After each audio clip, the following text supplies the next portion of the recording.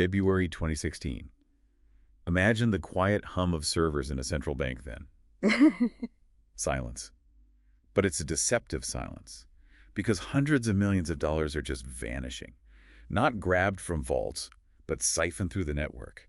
Yeah, this is the real story of the Bangladesh bank cyber heist. It's almost unbelievable when you first hear it. It really is. Yeah. Nearly $1 billion targeted, over 100 million successfully stolen. And the target wasn't some, commercial bank focused on profit. It was the Central Bank of Bangladesh. They hold the country's reserves. We're talking about money vital to a nation where poverty is a major issue. The stakes were just incredibly high. Absolutely. And the very first hint that something was terribly wrong, it sounds like something out of an office comedy. It does, doesn't it? A printer. Just a malfunctioning printer on the fritz. A printer jam. But that little glitch, that was the first thread pulled, revealing this enormous, audacious digital robbery. So in this deep dive, we're going to unpack exactly how this happened. How did they pull it off? Who do investigators think was behind it? And what was the fallout? It's a journey into, the darker side of online crime and high finance. It really is. And the story starts months before the actual theft. Back in late 2015, around November. The preparation phase. Exactly. This wasn't impulsive. The attackers started with spear phishing emails. These weren't your typical Nigerian prince scams. These are tailored, right? They look legitimate. Highly tailored, designed to look like internal bank communications, maybe referencing real projects, real people. Very convincing. The goal was simple. Get just one person inside the bank to click on a malicious attachment or link. And someone did. Someone did. At least one employee clicked. And that was the open door. It likely installed the first piece of malware, like setting up a beachhead inside the bank's network. Okay, so they're in. What happens next? They don't just grab the money then. No. They were patient. They moved laterally, meaning they explored the network from that initial entry point, quietly mapping things out, looking for their main target, the bank's SWIFT system. SWIFT. That's the backbone of international money transfers, isn't it? It is. The Society for Worldwide Interbank Financial Telecommunication. Basically, it's a secure messaging network banks use to send instructions for transferring funds across borders. Billions flow through it daily. So if you control a bank's SWIFT connection, you can tell other banks to send money, and it looks like a legitimate instruction from the originating bank. Crucially, they weren't hacking the central SWIFT network itself. They were compromising Bangladesh Bank's specific terminal, their connection to SWIFT. Right. Like stealing the keys to the messaging system, not breaking the whole system. Precisely. They installed more malware, things like rats, remote access Trojans, which let them control computers remotely, and keyloggers to capture passwords and credentials. They burrowed deep. And they were watching, learning. Oh, absolutely. By January 2016, they knew the bank's internal processes. When did large transactions usually happen? What were the approval workflows? They learned the rhythm of the bank. Digital spies, essentially. Just waiting. Waiting for the right moment. And that moment came on February 4th, 2016. They logged into the Bangladesh Bank's SWIFT terminals. And the timing was key here, wasn't it? Deliberate. It was the start of the weekend in Bangladesh. Thursday night bleeding into Friday morning. Fewer staff monitoring systems in Dhaka. But in New York, where the Fed is, it was still the business day. Clever. Exploiting the time difference. Extremely. So overnight, Bangladesh time, their malware went to work preparing these fraudulent payment orders. 35 of them. 35. Aiming for how much again? Nearly $1 billion. Just shy of it. It's staggering. Unbelievable. Then, on February 5th, those orders were fired off through SWIFT, sent to the Federal Reserve Bank of New York. That's where Bangladesh Bank kept a large chunk of its foreign reserves, something like $20 billion. And the Fed, they processed some of these. They did. Despite the huge sums and, maybe some unusual patterns if you looked closely, 5 transfers were approved. 5 out of the 35. How much got through? $101 million in total. $81 million was routed to accounts in the Philippines. Another $20 million was sent towards Sri Lanka. Okay, hold on. How does a central bank not notice $101 million walking out the door, even with the weekend timing? This is where the attackers showed real sophistication beyond just getting access. They actively covered their tracks inside the Bangladesh bank systems. Remember that broken printer? Yeah, the initial glitch. That wasn't an accident. The attackers deliberately disabled the specific printer that would have printed confirmations of these outgoing SWIFT messages. Standard procedure would involve matching those printouts, no immediate red flag. Wow. So they disabled the physical check. And the digital one, too, to an extent. They used malware to actually alter the SWIFT software running on the bank's local terminals. It essentially hid the records of those fraudulent transactions from routine internal checks. A ghost in the machine, literally erasing its own footprints in real time. You could say that. So, for a little while, the bank was blind to the outgoing transfers. But that silent printer, it was still nagging people. Right. So February 5th, Friday in Bangladesh, people come into work. The printer's still not working. Just an IT ticket at first, maybe? Probably. Frustrating, but maybe not panic-inducing initially. But it dragged on. By Saturday, February 6th, it was clear something more serious was wrong with the SWIFT connection itself. They couldn't just reboot the printer. So they started digging deeper. They had to start manually searching through the SWIFT system messages. Imagine wading through all that data, looking for anomalies. It would have been slow, painstaking work. And when did the horrifying truth actually emerge? It really crystallized on Monday, February 8th. That's when they definitively found the fraudulent transfers, days after the money had already been wired out by the New York Fed. Days late. Oh, Man. They immediately contacted the New York Fed, sent urgent messages, stop all payments we send on February 4th. But it was too late for most of it. The $101 million was already well on its way. So where did it go? Let's follow the money. The $81 million to the Philippines first. Right. This chunk landed in 4 separate personal accounts at a bank called RCBC Rizal Commercial Banking Corporation. Personal accounts. For $81 million. That sounds suspicious itself. It absolutely should have been. And what's more telling is that these accounts weren't active business accounts. They were opened months earlier under false names with just tiny initial deposits. They were basically sleeper accounts, activated specifically for this operation. Set up well in advance. Waiting. Exactly. Like clear pre-planning. And the money didn't sit there. It was moved out fast, consolidated and transferred to a company called Philrum Service Corporation, which deals in remittances and foreign exchange. Okay, so from the bank to a remittance company, then where? Then it plunges into the casino world. Phil removed the funds, and they were used to buy casino chips, primarily at the Solaire Resort and Casino and Midas Hotel and Casino in Manila. High roller chips. Casinos. Why casinos? Is that a common way to launder money? It can be, yeah. Especially in jurisdictions where maybe the anti-money laundering regulations for casinos aren't as tight as for banks. You buy chips with the dirty money, you gamble a bit, maybe just minimally to make it look legitimate, and then you cash the chips out. And suddenly the money looks like winnings. Cleaned. That's the idea. It creates a break in the money trail, makes it harder to trace back to the original crime. At that time, Philippine law had loopholes regarding casinos and anti-money laundering rules, which the attackers clearly exploited. A known vulnerability then. Yeah. Who were the names that surfaced in this Philippine connection? Several key figures got pulled into the investigation. There was Maya Santos de Guido. She was the manager of the RCBC branch where the fake accounts were opened. She was later convicted for money laundering. Then a businessman named William Go, whose name was apparently forged to open one of the accounts. He denied involvement. There was also Kim Wong, a casino junket operator, who eventually returned millions, claiming he thought the money was a legitimate investment, but later learned it was stolen. And another name, Waikang Shu, a Chinese gambler or agent who allegedly took a large chunk out in cash. A real cast of characters. Yeah. A very messy trail. Extremely messy, designed to be messy to obscure the final destination of the funds, which largely seemed to be outside the Philippines, possibly China or Hong Kong. Okay, that's the $81 million. What about the other $20 million sent to Sri Lanka? You said that was different. It was. That transfer actually got stopped. It hit a very fortunate snag for Bangladesh Bank. What happened? A typo. Simple as that. The money was intended for an entity called the Shalika Foundation, but whoever typed the instruction misspelled foundation. Seriously, how do they spell it? Reports vary slightly, either foundation or fundation. Close, but not quite right.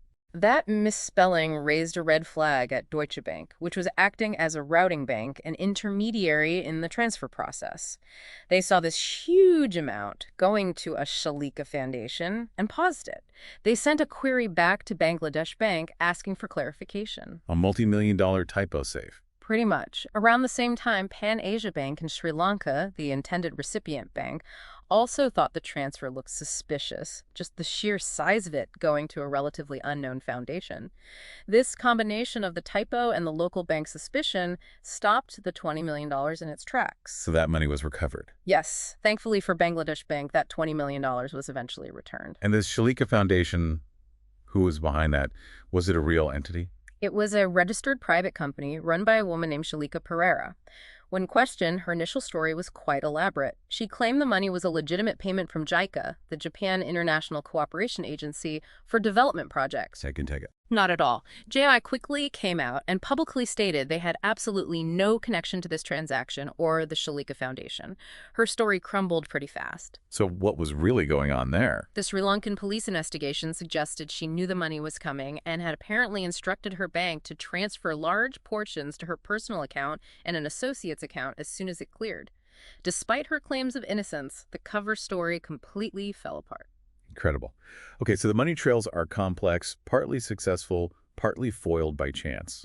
What about the investigations back at the banks? What's happening in Bangladesh? Well, initially there was uncertainty. Was it an internal job? Was it external? They brought in outside help cybersecurity firms, notably World Informatics and Mandiant, a big name in cyber forensics. What did Mandiant find? They found the digital breadcrumbs, malware samples, hacker tools left behind, evidence of remote access. The footprints pointed definitively to an external attack originating from outside Bangladesh.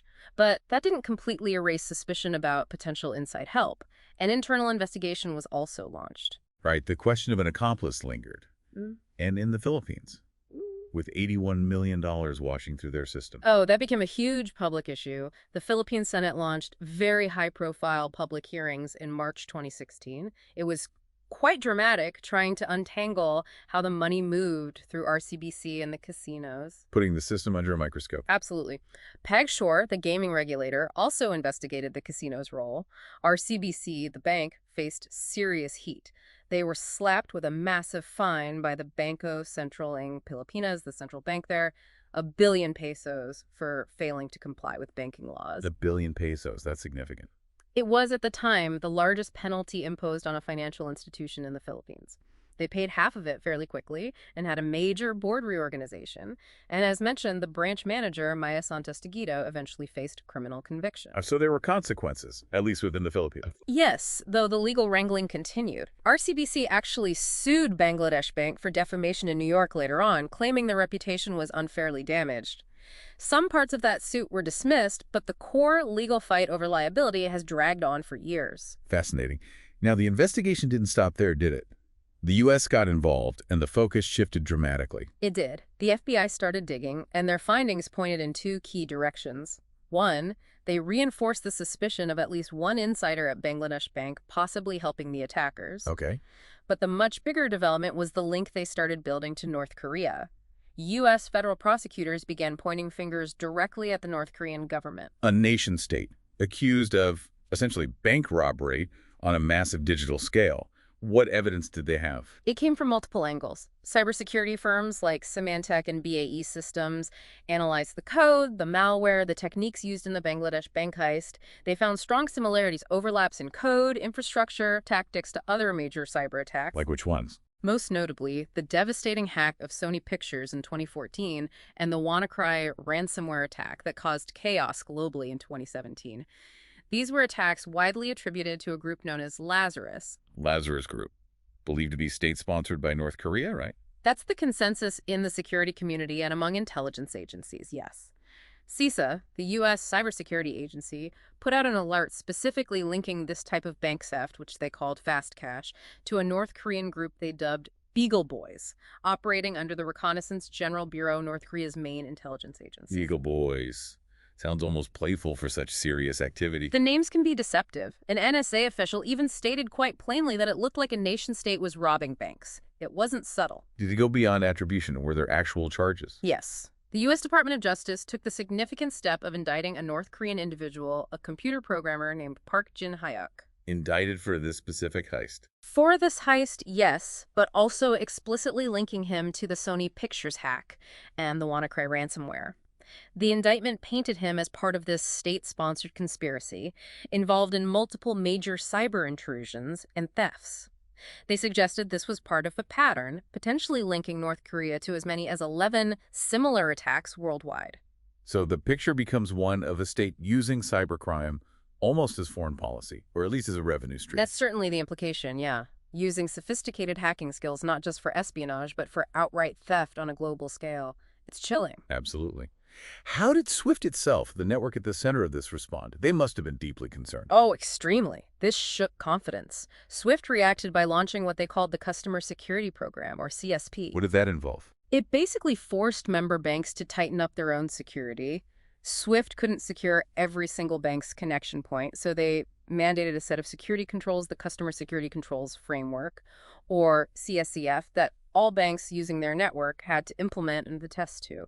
It was about raising the baseline security across the entire ecosystem. A necessary step, it sounds like. Definitely. The heist also shone a harsh light, as we discussed, on those anti-money laundering weaknesses, particularly regarding casinos in places like the Philippines, which clearly needed addressing. What about the aftermath for Bangladesh Bank itself, besides the internal turmoil? Well, they're still trying to get the rest of the stolen money back. They've recovered small amounts here and there, but the bulk of the $81 million remains lost. The Federal Reserve and SWIFT have pledged to help, but it's a difficult, ongoing process. And the legal fights continue. Yes, particularly the battles with RCBC in the U.S. courts. Politically, the fallout in Bangladesh was immediate. The governor of the central bank, Atir Rahman, resigned just weeks after the heist became public. 2 deputy governors were fired. The finance minister even publicly criticized the New York Fed for not catching the suspicious transactions earlier and considered suing them, though that didn't ultimately happen. A huge blow, institutionally and reputationally. Massive. And the story itself has had a lasting impact. There was a documentary in 2023, Billion Dollar Heist, which really laid out the intricate details for a wider audience. So, stepping back, a single phishing email opens the floodgates. Sophisticated malware bypasses controls, manipulates a global financial network, millions are laundered through casinos, disappearing into the ether, and the prime suspect, a nation-state. It's quite a narrative. It highlights just how vulnerable our interconnected systems can be. You had ordinary bank employees targeted, legitimate businesses used as conduits, all part of this incredibly complex plan. And the sheer audacity of targeting a central bank's reserves. It showed a new dimension, perhaps. Not just espionage, not just disruptive attacks like WannaCry, but state-level actors potentially engaging in massive theft for, presumably, national funding. It demonstrated a kind of asymmetric capability, a country may be lacking in traditional economic power, using cyber tools to strike at the heart of global finance. It really makes you think, doesn't it? Yeah. This wasn't just theft, it feels like a turning point. What does an event like this signal about, say, digital sovereignty, when digital thieves can ignore borders so easily? That's a huge question. And what about the safety of these critical financial networks we all rely on? If a nation-state decides to weaponize these capabilities, are we prepared?